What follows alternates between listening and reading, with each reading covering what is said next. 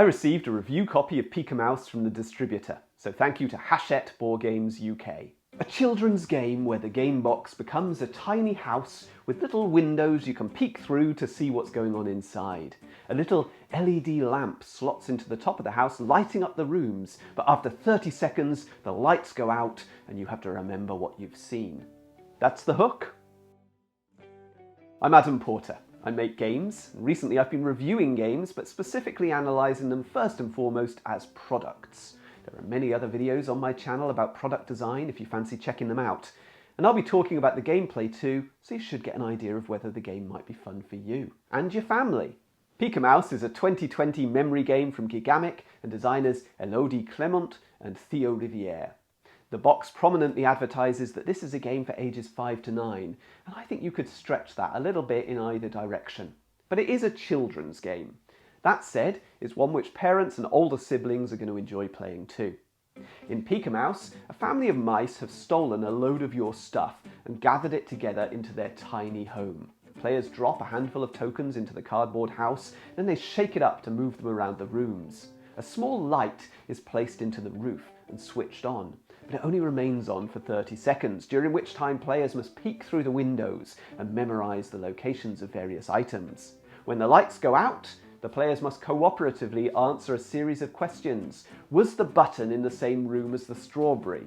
Which items were in the bedroom? Was the key blue or yellow? The players score points for their correct answers, and after 4 rounds they total their score. Forget about the gameplay for a minute. Look at this production. The gorgeous artwork on the cover extends all over the box, inside and out. The windows allow just enough visibility to give you a view of the tiny world within, but they're small enough to maintain a sense of mystery. It's just stunning. There are surprisingly few games out there which utilise their boxes as part of gameplay.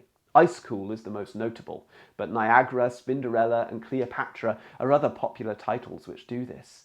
It's such an immediate, economic and obvious design choice. I think this is a design space which deserves more exploration by game inventors out there. If you're a board game designer looking for inspiration, here's your homework. Create a game where the box is a central part of gameplay. A great product addresses a need or identifies a gap in the market. And I think Gigamic have absolutely done this with Pika Mouse. It's immediately appealing. Every product makes promises with its outward presentation.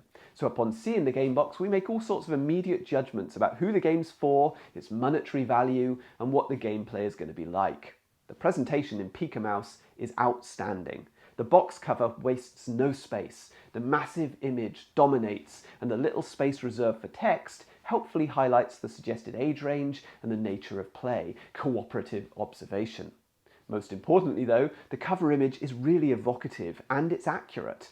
A great cover tells us what we're going to be doing, but also how we're going to feel. The cover of Pika Mouse tells us the story of the game, but it also puts us in role as that excited child peering through the window. But it's the details which really lift the image. The warm glow filling the room, presumably from the ceiling lamp. The panic on the infant mice faces. Everybody's in a hurry. The items are scattering around the room, they're in motion. Perhaps that child is shaking the house at this very moment. There's a clock displayed prominently on the wall, again hinting at the time pressure involved. It's extremely compelling and totally on point. Kudos to the artist Jonathan Alcompt. Of course, a wonderful outward presentation is wasted if the product doesn't deliver on its promises. So let's see how Pika Mouse fares. A customer journey map illustrates a purchaser's mood as they experience a product from initial contact through to actually using it. And in my case, of course, I was given a review copy, so I'm having to make some assumptions here. But I can certainly imagine that this product would generate some excitement if it was picked up from a store shelf by a young child or sat under their tree on Christmas morning. It's a hefty box, lavishly illustrated. It feels like a bit of a treasure. There are some stumbling blocks along the way. Constructing the house for the first time isn't difficult, but it is fiddly, and it's certainly going to need the help of an adult. Crucially, the rules are really clear about gameplay, so once the game's built, you're up and running. Gameplay is fun and frantic, and because it's a cooperative exercise, no one's going to really care very much about winning or losing. Of course, memory games don't appeal to everybody. They tend to highlight individual strengths and weaknesses, and some gamers find them really frustrating to play. I think they bring back childhood traumas of failing at school quizzes, or sitting stressed out over a desk memorising facts before an important exam. To many adults, it just feels like work. Or worse, you can feel a bit exposed when you fail. Children, on the other hand, are so immersed in memorising stuff, it's part of their day-to-day school life, and they tend to be quite happy to use those same skills in their play. Pika-Mouse is cleverly designed so that it packs away neatly in its constructed form, so at the end of the game, it's not too much of a chore to put it away. And there's no barrier to pulling it off the shelf again for a quick game in the future. That said, the game doesn't really generate too many memorable moments, so I don't think it's a game which you're going to be chatting about much when you're not playing it. There isn't much scope for planning alternate strategies, and each game is going to be similar to the last. So if we plot pain points, well, there's just the one really, which is setup. The onboarding process is trickier than some other games because of that requirement to build the house. Gigamic have made it as simple as possible though, and I'm not sure they could have improved upon it short of pre-constructing the house themselves, which is probably too much to ask. My star system considers how engaging a game is. We score each game between 0 and 3 in 5 different categories. And a game doesn't have to score well in all categories to be a winner. A score of 10 or above indicates a real hit with me. So as usual, we'll start with narrative and theme. And Pika-Mouse does pretty well here. We're in role, we're not just observers. We are literally peeking into that tiny house and identifying the stolen items. There's no abstraction. I've stopped short though of awarding a full 3 points because the game doesn't really tell much of a story beyond that. There's no narrative which isn't immediately apparent upon reading the back of the box. To put it simply, we spend a lot of time discussing whether the keys are in the bedroom or in the bathroom, but we never get to ask why they ended up in that spot. Just what are those little mice up to? With regards to interaction, the game would score low for a bunch of adults. I mean, it is essentially a solitaire exercise. Once a second adult becomes involved, the task gets pretty simple, especially if you divide up the house and give each player the responsibility of memorising just 1 or 2 rooms. It's easy to dominate when you're answering the questions if your memory's better than the other players, so there is potential for that alpha player syndrome here. But with children, this is a lovely interactive exercise. The likelihood is that the child will be just as good or better than the adults, and the adult is likely to be more inclined to step back and let the child take the lead. It's just a pleasant way to spend time together. So as a game for adults, it would score a 1, but for its intended audience, Pika-Mouse scores a 2. Really engaging games tend to be full of tension, a little bit of stress, and really firing off that seeking system in the brain, the part of us that wants to be challenged. Pika-Mouse is great here. Players might try to use memory strategies, for example. I tend to form a mental image of maybe a dice floating in a bathtub. Of course, that doesn't help me in the next round when the dice is on the dining room table and I can't get that bathtub image out of my head. The time pressure adds a layer of stress, and the use of that little light instead of a traditional timer is ingenious. You can't tell when the time's going to run out. There's no countdown to watch, and that ramps up the tension. When that light goes out, the players all let out a collective groan. So Pika-Mouse scores a full 3 points for tension. Addictive games offer constant feedback, rewards and punishments throughout the game, rather than waiting until game end or round end to determine how you've got on.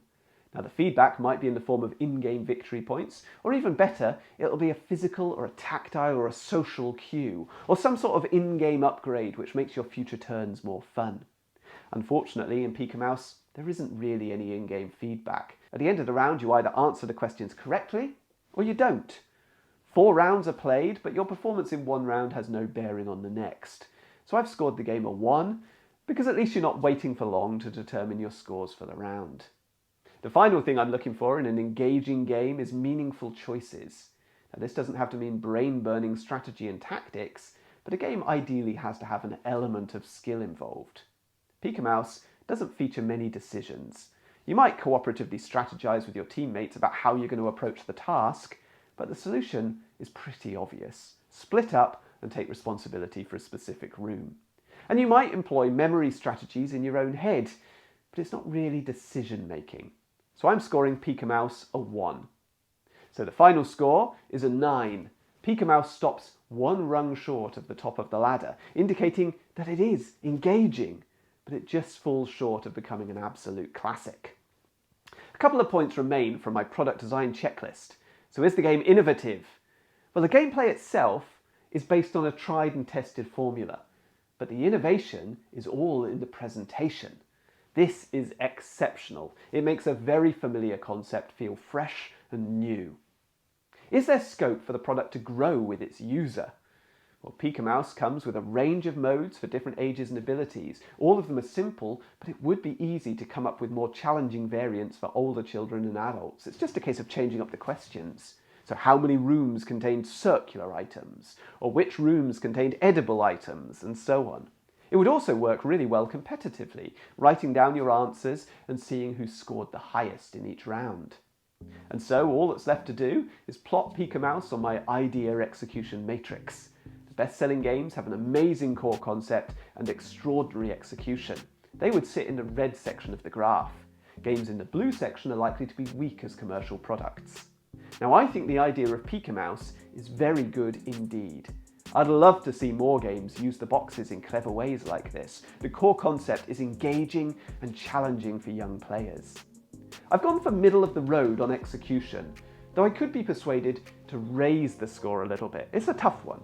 The presentation is stellar, some of the best I've ever seen in a game. But execution is more than just presentation. It also factors in ease of play, setup, how rewarding the game is, and many other factors. I think the setup is a minor barrier to getting into the game, and the lack of in-game feedback stops me getting totally hooked. The lack of an emotive narrative beyond the gorgeous setting makes the game, ironically, a tad forgettable. Nonetheless, the result is a brilliant product. Sitting on the border of yellow and orange is a really good place to be. I wouldn't be surprised to see a Kinderspiel des Jahres nomination for Pika Mouse when it gets a German release. I suspect the game's going to do very well, and it's going to be a treasured item for many gamer kids this Christmas. Let me know in the comments what your favourite games are to play with your kids, and don't forget to subscribe, like the video, and hit the bell to get notifications on future videos. I'll see you next time. All the best.